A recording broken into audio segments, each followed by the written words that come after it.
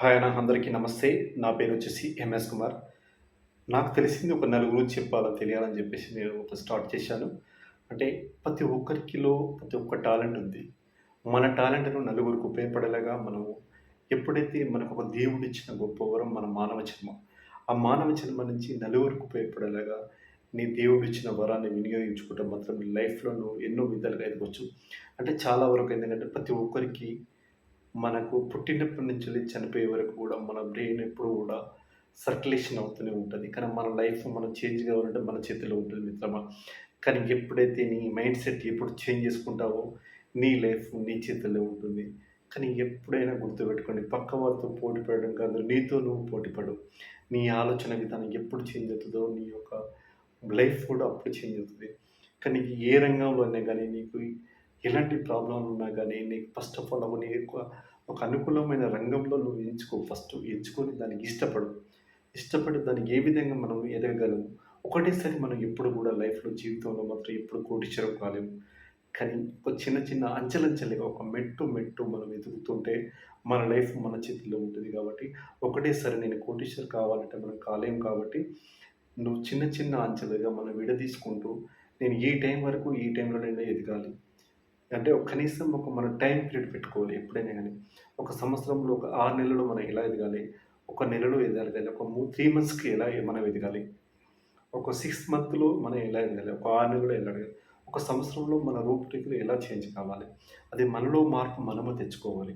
కానీ ఎప్పుడైతే నువ్వు ఏ విధంగా నువ్వు ఒక లక్ష్యాన్ని మనం ఏందంటే ఎంచుకోవాలి. ఖచ్చితంగా మనం ఒకటి ప్రతి ఒక్కరికి కావాలని మంచిగా నేను ప్రతి ఒక్క లైఫ్‌లో నేను ఎప్పుడు బాగుండాలని చెప్పేసి ప్రతి ఒక్కరి కోరిక ఉంటుంది. కానీ ఎప్పుడైతే నీ లక్ష్యాన్ని నువ్వు ఏ విధంగా రాచుకుంటావో, నీ యొక్క సంవత్సరం గాదు, 2 సంవత్సరాలు గాదు, 3 సంవత్సరాలు నువ్వు అనుకునేది సాధించే వరకు నీకెప్పుడు నీ నిత్యం ఎవ్రీ రోజు ప్రతిరోజు నువ్వు గుర్తు చేస్తూనే ఉండాలి.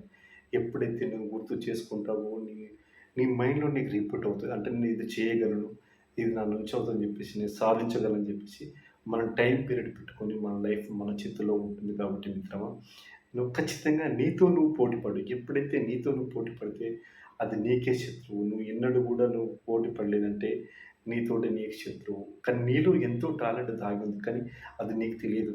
నలుగురికి ఉపయోగపడలేక లేదా నీకు నువ్వు ఉపయోగించుకో. నలుగురు కాదు, నువ్వు లైఫ్‌లో నువ్వు నీ పేరు నిలబడాలంటే నువ్వు ఏదోనోటి నువ్వు చనిపోయే వరకు ఏదో ఒకటి సాధించే వరకు నిద్రపోకు మిత్రమా. కానీ మన లోపల ఎంతో శక్తి దాగుంది. కానీ మనము మనకు తెలియకుండానే మనలో ఎంతో టాలెంట్ ఉంది. ఆ టాలెంట్‌ని బయట చేసుకుంటే మనకున్న ఎన్నో విధాలుగా మనం విజయం సాధించం. ప్రతి ఒక్కరికి ఈజీగా మనం సక్సెస్ కావాలంటే కాలేదు. కానీ అలాంటప్పుడు మాత్రం నీ బ్రెయిన్ ఏ విధంగా నువ్వు ఉపయోగించుకుంటే నీ మైండ్ సెట్, మన ఆలోచన విధానం ఎలా మార్చుకుంటే నువ్వు కూడా లైఫ్‌లో ఎన్నో విధాల గొప్ప వ్యక్తులు కూడా నీ యొక్క పేరును రాసిపెట్టుకోవచ్చు. కానీ ప్రతి ఒక్కరికి కూడా అనిపిస్తది. నేను మంచిగుండాలి లైఫ్‌లో, నేను మంచిగా బతకాలని చెప్పేసి ప్రతి ఒక్కరికి ఉంటది. కానీ గుర్తుపెట్టుకో మిత్రమా, ఎప్పుడైతే నువ్వు పెన్నుతో నీ లైఫ్‌ను, నీ యొక్క లక్ష్యాన్ని ఏ విధంగా రాచుకుంటావో, ఎవ్రీడే ప్రతిరోజు నీ లైఫ్‌ను నువ్వు చెక్ చేసుకుంటూ, ప్రతిరోజు నువ్వు గుర్తు చేస్తూ ఉండాలి నీ లైఫ్‌లో. అది రాచుకున్నప్పుడే ఆ యొక్క నీ లక్ష్యానికి నువ్వు చేరగలవు. మనకు విజయం అంటే సక్సెస్ రావాలంటే కొన్ని రోజులు కష్టాలు వస్తాయి. వచ్చినప్పుడు ఎన్ని కష్టాలొచ్చినా గూడా దాన్ని నెగ్గగలాలి. కానీ లైఫ్‌లో మాత్రం కష్టం వచ్చిందని ఎప్పుడు బాధపడొద్దు. ఆ కష్టం నుంచి మనకు ఏ విధంగా అంటే చాలా వరకు ఎగ్జాంపుల్‌గా ఏం చేస్తారంటే అందరూ నువ్వు ఫెయిల్ అయినావు అంటారు. కానీ ఆ ఫెయిల్ అయినప్పుడు ఆ యొక్క ఏ విధంగా మన గుణపాఠము దేనివల్ల మిస్టేక్ అయింది? మనం ఇంకా ఎలా చేంజ్ చేసుకోవాలి? ఎందుకు ఫెయిల్ అయ్యాము? ఏ విధంగా మనకు తెలియని ఒక గుణపాఠం తెలుస్తుంది. అలాంటప్పుడు మనం లైఫ్‌లో ఎన్నో విధాలుగా ఫెయిల్ అవుతూనే ఉండాలి.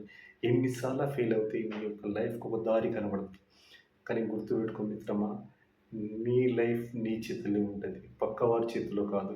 ఎప్పుడైతే నువ్వు చేంజ్ చేసుకుంటావో నీ లైఫ్ నువ్వు అనుకున్న విధంగా సాగుతుంది. కానీ ఎన్నో ఇబ్బందులు పడి పక్క వారితో మనం కంపారిజన్ చేసుకోవద్దు. మన లైఫ్‌ను మనం హ్యాపీగా గడపాలి. నలుగురికి ఉపయోగపడే కాదు, నీకు నువ్వు ఉపయోగపడుకో. ఫస్ట్ నీ ఫ్యామిలీ ఎలా ఉంది? నువ్వెలా ఉన్నావు? నీ లైఫ్‌లో నువ్వు చేంజ్ చేసుకోవాలి. నువ్వు ఫస్ట్ చేంజ్ అయితే ఆటోమేటిక్‌గా నీ ఫ్యామిలీ గూడా నీకు ఎంతో విధంగా నీకు అద్భుతంగా కనపడుతుంది.